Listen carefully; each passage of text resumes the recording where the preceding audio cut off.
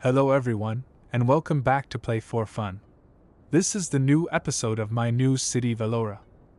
In the last episode you saw how I placed the bike lanes right along the seawall across the city's border with the water. You also saw the canal we built, which I'll be working on more in this episode. Everything I created in the previous 2 episodes I went back and redesigned off camera.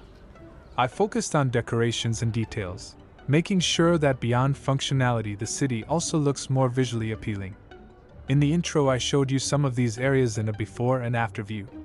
I really believe it's the details that give cities their identity, and now Velora is slowly starting to find its own character. But now we've got a new problem, the traffic that's building up on the bike lanes. New items added to the game always seem to bring new issues along with them, right? For now I'm just going to leave it as it is. The rest of the city is coming along nicely, and I have a lot planned for this episode and the future expansion. I want to keep this one short, so let me get straight to the main goal. This large area here is going to be developed. Yes, the entire section will be built in this episode, moving quickly to start construction. It's going to be a high-density district with tall buildings and skyscrapers, with most of the taller ones placed along the line close to the water. I also want to add a new highway connection from this area and somehow link it to the highway on the other side of the city. I'm not sure exactly how yet, but once it's built I'll explain the details. So, there's a lot to get done. I'll show you the process of building and laying out the initial design through a time lapse, because from the lower engagement in the last 2 episodes it's clear my audience isn't too interested in very long and overly detailed videos. Alright, let's get started and build it.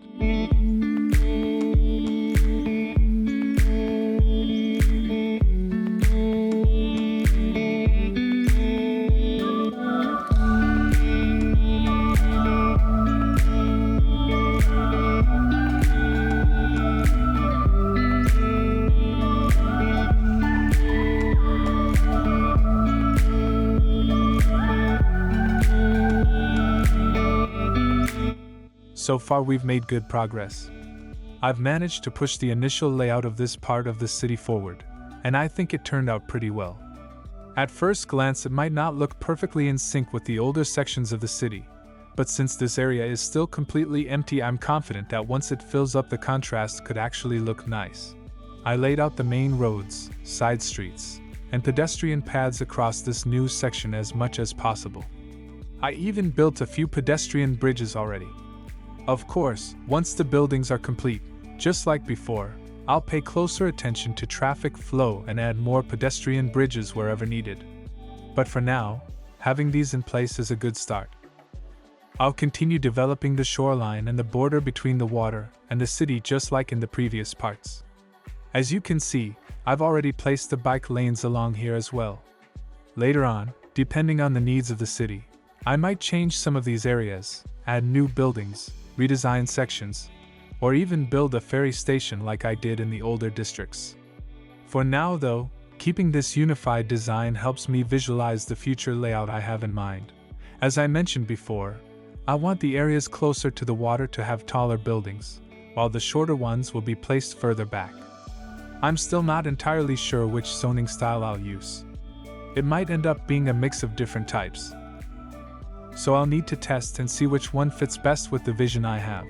This section I plan to leave empty for now. My idea is to turn it into a large park, and maybe include some unique landmark buildings inside it. I'm not completely certain yet, but I do know I want it to become either a park or a kind of national garden for the city, with some special or recreational structures to make it stand out. For this part one plan to use low-density residential zoning, and as you can see the canal here is still in a very basic design stage. Later on I might change it depending on the overall plan I have for this area, but eventually it will connect to the canal on the other side. At the point where they meet there will be a wider space, and in the end I'll extend the canal further up. As you can see, I've already created a highway connection from this side to the main highway, along with a movable bridge. I'm not completely sure about it yet, but I might replace it with a taller fixed bridge. In the space available here I also want to design a small industrial zone. Finally, this highway leads into a large intersection that provides a main access point to this part of the city. I may also add another connection from here to this section. Beyond that, the highway continues through a long tunnel under the city, linking this side to the highway on the opposite side. The tunnel design is still in its early stage, and I plan to add more connections to it in the future.